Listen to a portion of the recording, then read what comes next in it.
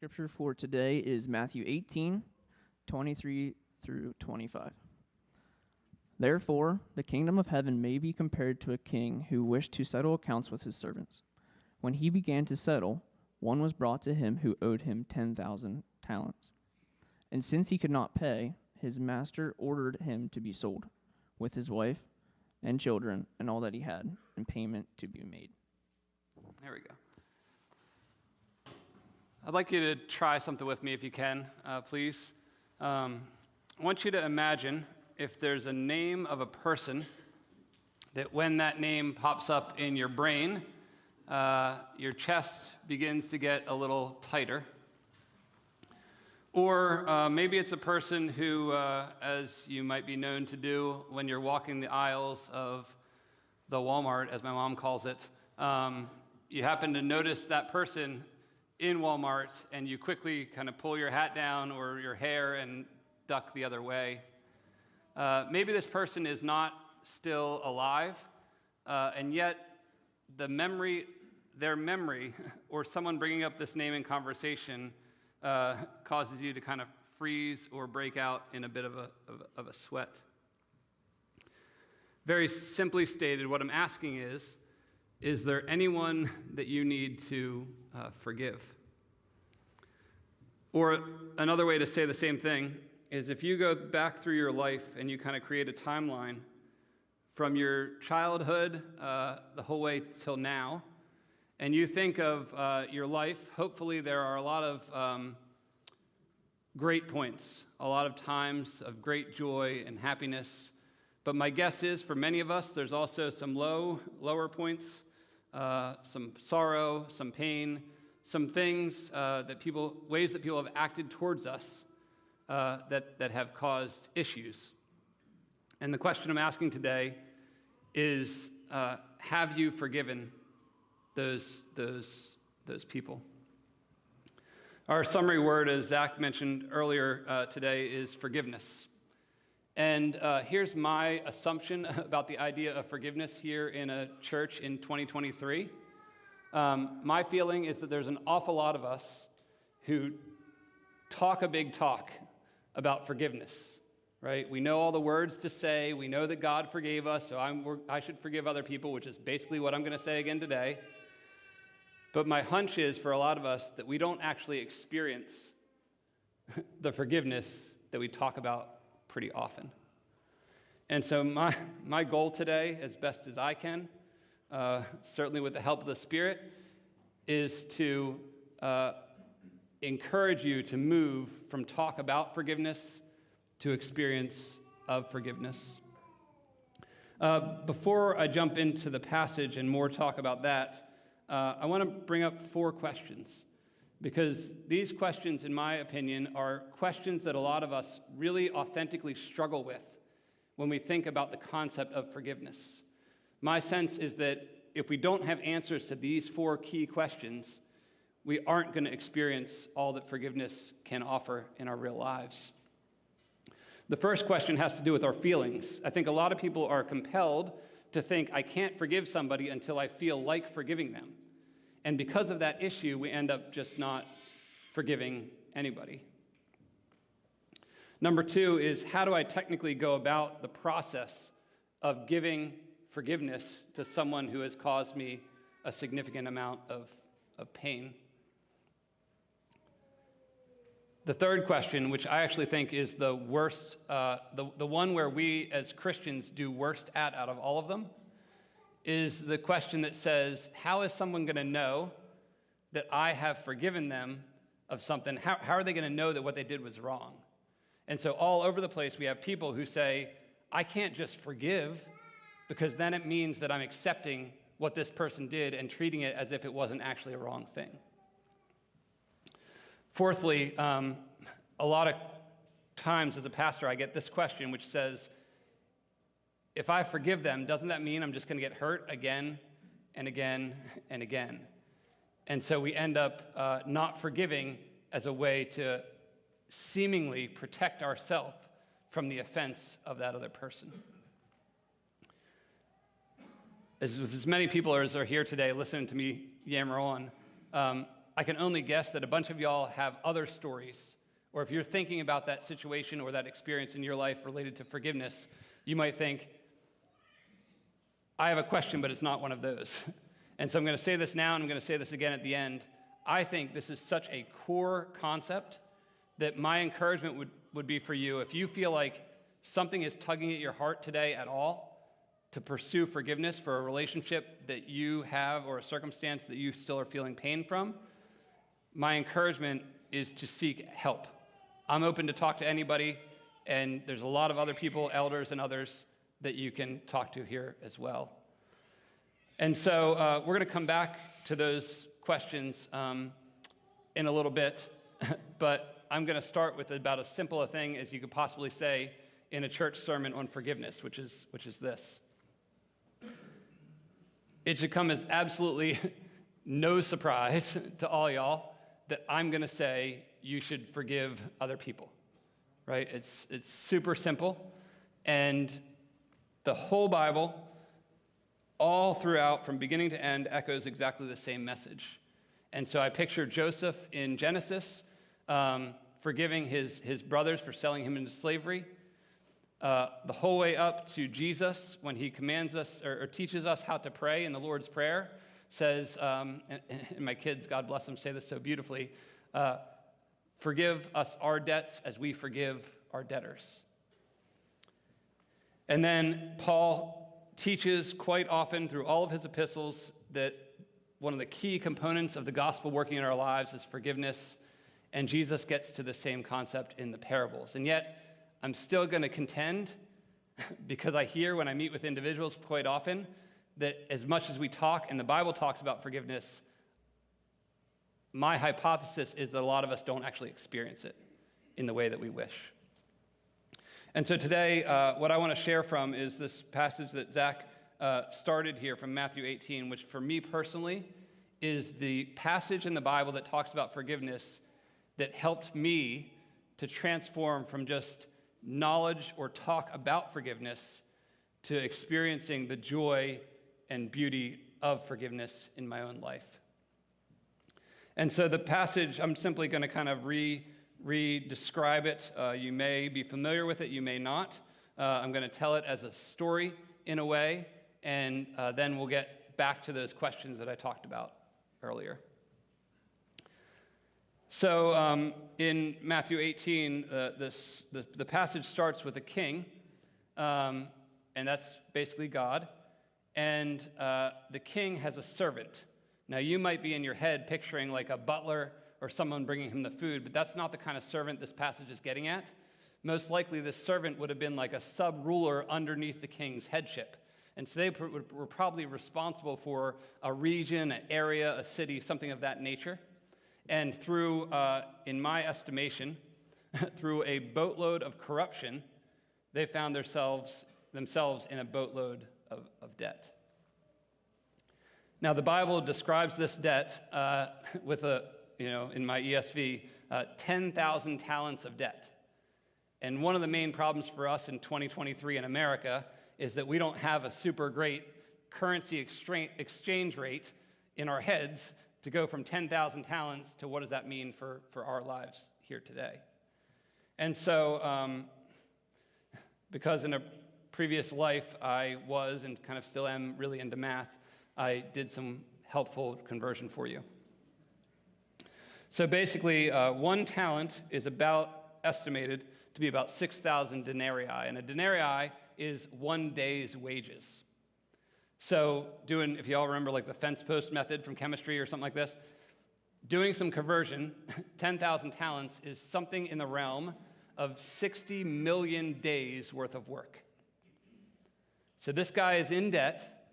He owes the king 60 million days of his labor worth of debt, and that's how much he's on the hook for. And it's very easy to compare 60 million days to basically an eternity of debt. And so this servant goes before the king. The king calls him in, here's the debt, here's the circumstance.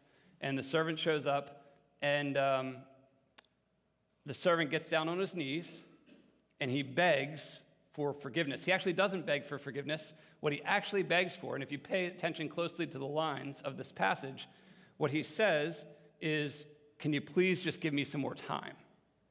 All he asks for is, I know I'm in debt, 60 million days worth of work is a long time, but if you just give me like 60 million days, I'll be sure to pay you back. That's what he says.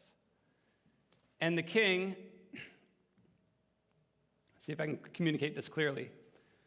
Because the king is much, much, much, much better than we could possibly imagine. Say that same thing again. Because the king is much, much, much, much better than we could possibly imagine, the king does not just listen to what this guy asked for. What he asked for was more time. The king does not grant him more time. Instead, what the king does is says, yes, I agree, you owe 60 million days worth of labor, but for your corruption, because you clearly could not manage this sub-region or city that you were supposed to be in charge of, you couldn't do it well, you have 60 million days worth of debt. Not only am I not going to give you more time, I'm just going to simply cancel that debt. Or a different way to say that is, the king is going to choose to pay for this dude's corruption, right? So you were corrupt, I'll take 60 million days worth of money, worth of labor money, I'll pay it on your behalf so you can go free. Now, as silent as y'all are with me talking about this, I'm still pretty confident that we can't actually get this. Like, this is somewhere on the scale of like America's national debt worth of student loan forgiveness, or like there's some capacity that we all have to just kind of humbly admit, that sounds awesome, but unless you personally have been forgiven of 60 million days worth of debt, you have no clue what this actually would feel like for this guy. We can only assume at best. And the reason we can't get it is because we're not in his shoes. And so we can't feel what it feels like to know that your whole future is deserving of all these days worth of jail and debt and separation from your family and this super awkward relationship with the king. And in just 1 minute of canceled debt, that whole thing flips upside down. He's now completely free. His relational connection with this person has the opportunity to reverse itself entirely, right? From slave and master to some version of crazy equals. And he has the chance to joyfully live in a free future that he could not, with a debt like 60 million days worth of work, he could not have possibly imagined that at that moment. And so the guy leaves the king, and he goes outside, and he runs into a different person. He runs into a person that actually owes him money. And the debt owed to him is somewhere to the tune of American $10,000. And again, because I'm a math nerd, I did some calculations, and that's 0.000167% of the debt that he was actually forgiven. So, I mean, in the grand scheme of things, 60 million days worth of work and 10 grand are a world apart. And very interestingly, the exact same scene repeats itself. So this guy who was just now forgiven, he leaves the king, he's there. The other guy, what does he do? He gets down on his knees and he begs. Except in this case, unlike the king, what the just forgiven man now does is he chokes him. So he doesn't even just give him more time. It's like he does the opposite of more time. He chokes him and says, no, you better go to jail right now, like ASAP. I'm going to lock you up in prison. And so this original man who was forgiven his debt is called back in to talk to the king again. And the king, because he knows everything, because, newsflash, the king is God, the king, because he knows everything, calls this guy back, and he changes his ruling, which sounds super weird, right? It's like, how do you unforgive somebody? How do you unforgive their debt, you know? And so he calls this guy back, he unforgives the debt, and says, you know, I'm going to lock you up in jail, and you gotta go away from there. And Jesus ends the passage. Here's Jesus' words, kind of concluding this parable story. He says, "So also my heavenly Father will do to every one of you if you don't forgive your brother from your heart." Now, what you could argue about the end of this passage, about that line that Jesus says at the very end, is, wait a second, I thought God just like forgave people. Like, now it sounds like God's forgiveness is conditional, right? Like, and it almost sounds like what we ought to be doing is running around like a bunch of like anxious chickens, making sure that everywhere we go, everybody who has possibly offended us ever in the least, we make sure that we forgive them. Because we're all stressed out about making sure that we appease this angry God who's going to change his mind. But that's not what the passage is getting at all. That's not the point. Here's the point, as simply as I can say it, is this. Your ability to forgive other people in your life is directly linked to your understanding of God's forgiveness for you. I'll say that again. Your ability to forgive other people in your life is directly linked to your understanding of God's forgiveness of you. Let me try to make this plain if I can. You're not going to be able to forgive anyone for jack squat. 0% ability. There's Chris Farley, I was waiting for that. 0% ability to forgive if you don't first see yourself as a forgiven sinner.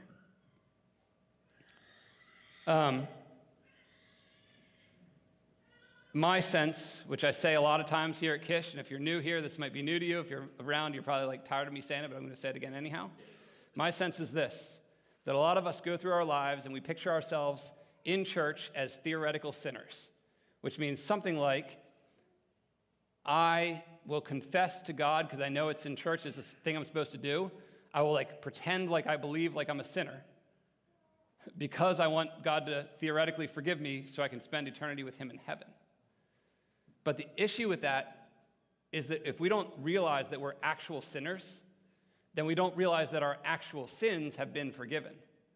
And in order to realize that our actual sins have been forgiven, we have to recognize that we have some actual sins. And so a good question is something like, what actually is your sin of choice?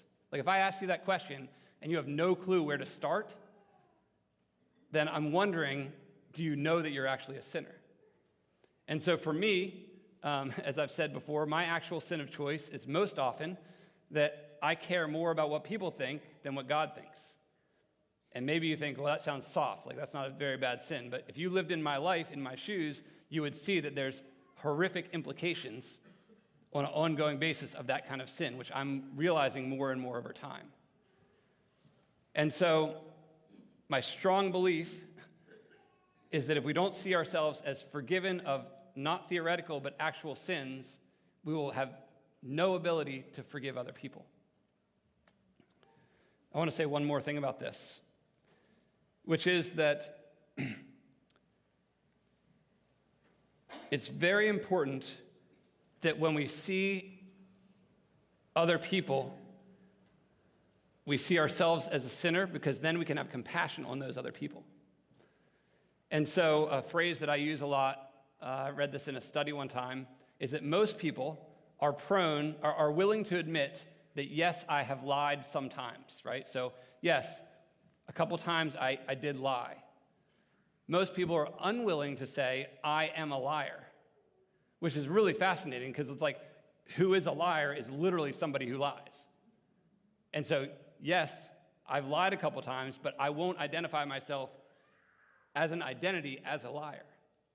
But very interestingly, when we are unwilling to forgive somebody else, this is exactly the same thing that we do, except it's the opposite. And so what we say to ourselves when we hold back forgiveness to somebody else is, I'm a complicated person. So I did some bad things, and God's working in me some, and it's a mixture of all that stuff together. But for that other person, the one that we can't forgive, they are completely identified as a liar, or as someone who has anger issues, or as whatever the category is, the whole person is all of that. And so unless we see ourselves as complicated, we can't see them as complicated, right? Which means some evil, but also some of God working in them. And we miss out on the messiness of that. And then we can't offer them forgiveness. And so to summarize that whole thing is the very underlying nature of forgiveness is not, as I oftentimes hear people categorize, I'm good and they're bad. It's actually, we're all bad. But technically, just saying that we're all bad doesn't actually do anything to allow us to forgive other people. Or another way to say that is this. In a world without God, forgiveness is an emotional feeling that we hope helps ourselves. We hope it allows us to improve our relationships with other people. But what I would say, and this is the Christian view or the gospel view, is that Christianity has something to offer that's entirely different than every other option. Because what every other option does with the concept of forgiveness is they just say, you should do your best. You should say sorry and move on. Let's hope that we can help ourselves emotionally. If you're new to Kish, this is basically you can count on 20 minutes into my sermon every week, I get to this point, which is basically the gospel, which is basically Jesus. And what it says is this. Christianity actually technically has something to offer to enable forgiveness to happen. No other religion, every other religion says you have to earn your way to God. Even a certain sense of religious legalism says the same thing. You have to earn your way to God. But only in the gospel of Christianity does it say a perfect God came down, and when he sacrificed, the sacrifice of Jesus' death on the cross was way more. It was infinite times 60 million days of labor debt. It was that multiplied by all the, multiplied by infinite so it can cover every single person having that same situation. And so Christianity very technically offers you some factual, rooted in actual historical reality thing that allows forgiveness to actually happen.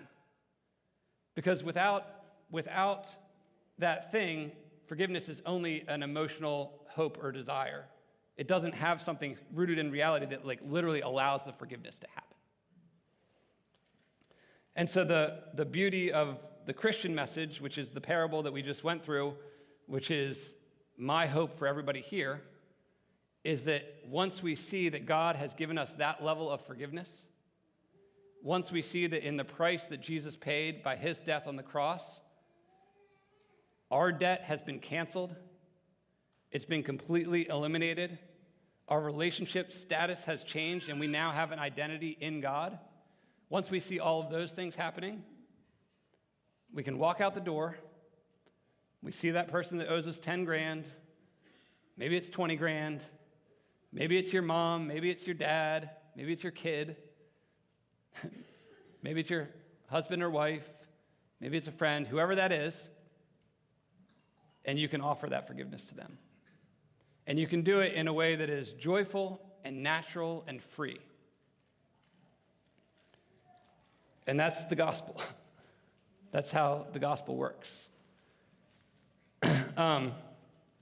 So now y'all are super duper forgiveness experts. And we can go, no, I'm just kidding. I want to get back to the 4 questions I said earlier. And the reason I want to do that is because I still think a lot of people have probably heard the message that I just shared, but I do not think that hearing those words and understanding those concepts always equates to the experience of forgiveness. And so I just want to roll through those 4 questions real quick and give you, in my opinion, some things, some ideas that can help you to more deeply and concretely understand what forgiveness is talking about. And so the first question was whether you need to feel forgiveness first or grant forgiveness first. And I think for a lot of people, this is a big issue, because if you don't feel forgiveness and you grant forgiveness, you might feel inauthentic. Like what I'm doing is fake, right? Because I don't like you right now. I'm really just ticked off at the person, and somehow I'm granting forgiveness, and it's like, is that an authentic thing that's happening there? And so my answer to that question is that, number one, the biblical response to that is that you start by granting forgiveness first, and you do not have to feel it. You start by granting forgiveness, you do not have to feel it. And the reason I would say that is because if you are going to wait until you feel like forgiving because that person has caused you pain, you're never going to get there. And so there's all these people who are waiting for this moment where all of a sudden I like and want good for this other person, but they're not going through forgiveness to get there.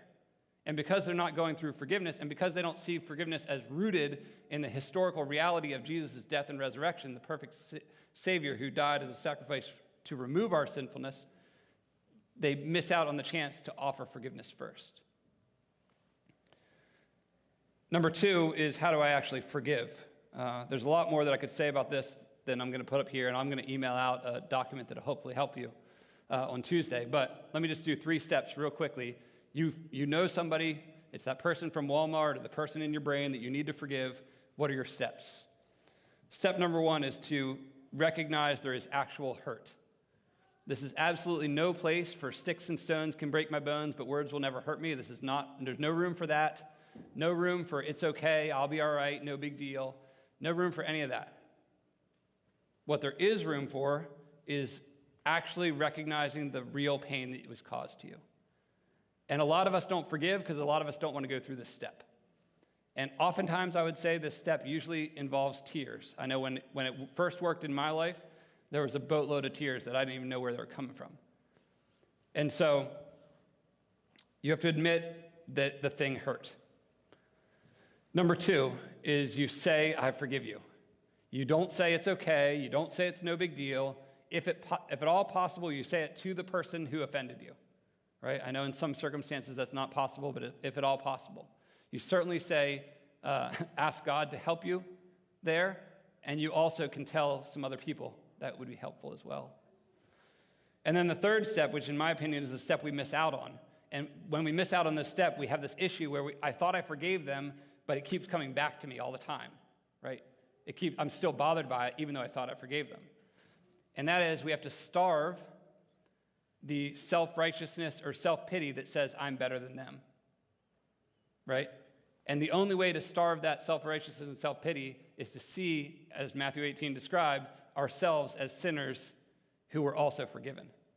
And when we see that, we can starve the I'm better than you, because the reality is we're all worse than Jesus. The 3rd question, this is the one that I think we as Christians are by far the worst at. The idea would go something like this. If I just forgive somebody, how are they going to know that what they did is wrong? Right? How are they going to know that what they did was unhelpful if I just forgive them? And my response to that is that forgiveness changes the dynamic to allow us to seek justice as opposed to seeking vengeance. And so there's this really crazy story about a guy, you might have heard it in the news a while back, Larry Nassar, Dr. Nassar, I think his name was, who was a doctor that worked with gymnasts, abused some gymnasts. And there's a picture up there of a woman named Rachel Denhollander, who was one of the gymnasts that he hurt terribly.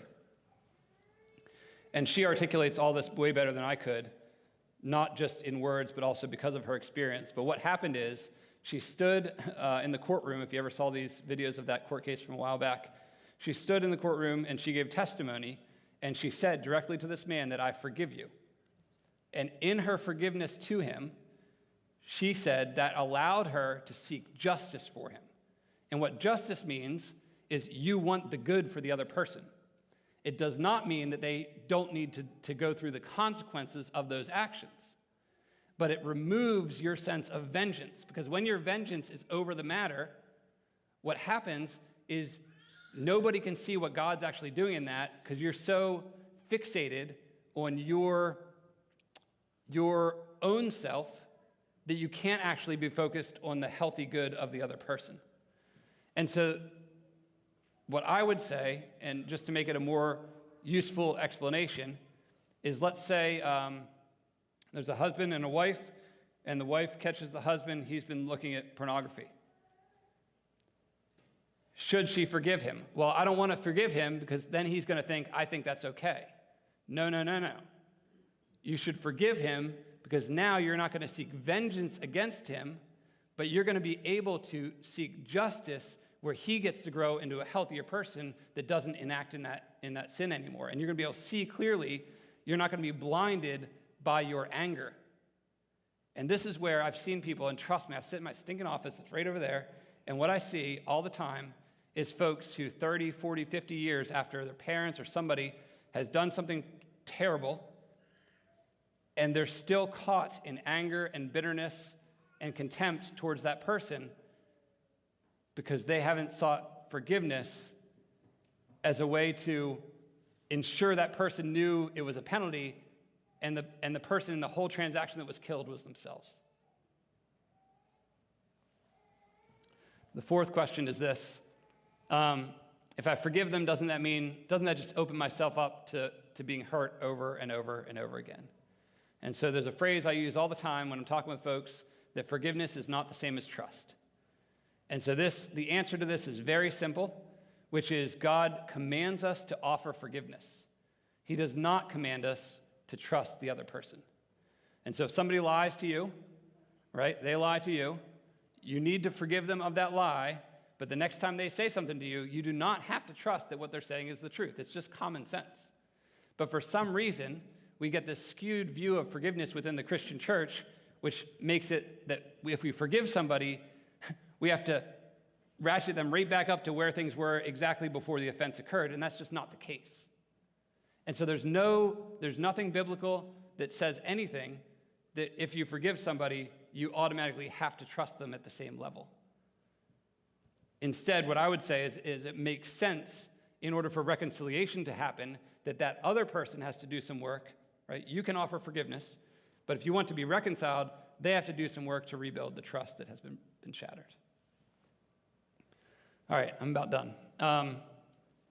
My hope is that this kind of primer on forgiveness has stirred something in your heart. My real hope is that the Spirit is showing you a person or a situation, something that you need to offer forgiveness so you're not locked into the spirit of unforgiveness. And if you want to go forward, I just have a couple possible next steps. One, as always, is a book recommendation. A lot of the stuff I shared today comes from this Timothy Keller book called Forgive, Why Should I and How Can I? And so if you want a bigger resource that's going to say a lot of what I said in probably a better and more detailed way than I said today, that's a good place. Number two is another area to pay attention to is I see a lot of people, yes, I know God forgive me, but I can't forgive myself. How do I forgive myself? And what I would say is everything that I said today applies not just to your relationship with other people, but to your relationship back to yourself. And so if God forgives you of 10,000 talents, why can't you forgive yourself of $10,000? Right? That's an important question that's involved here.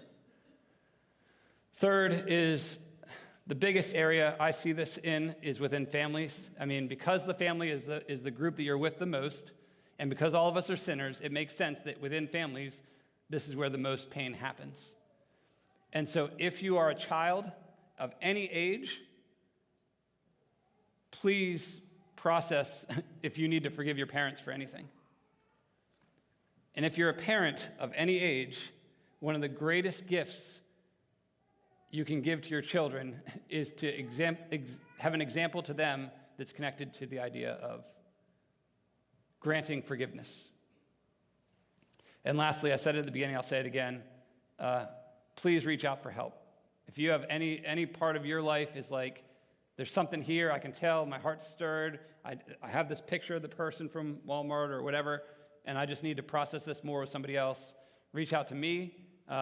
We got some other elders around here, close friends. Do something, because if you don't unlock the door to forgiveness, you're basically locking yourself into a future of pain and misery that doesn't have to be. Let me pray. Heavenly Father, I thank you for the beauty of the gospel of forgiveness. I thank you that you are so unbelievably wise to know that we are sinners and to build into the very mechanism of how the world works the gospel of forgiveness offered in Jesus. I pray, Lord, that you will help individuals here to take actual steps forward, to let go of anger and bitterness and contempt, and to experience the joy, the deep joy and freedom that forgiveness has to offer for us. I pray, Lord, that you would be with these folks, that you would love them and care for them for our benefit and for your glory. In Jesus' name, amen.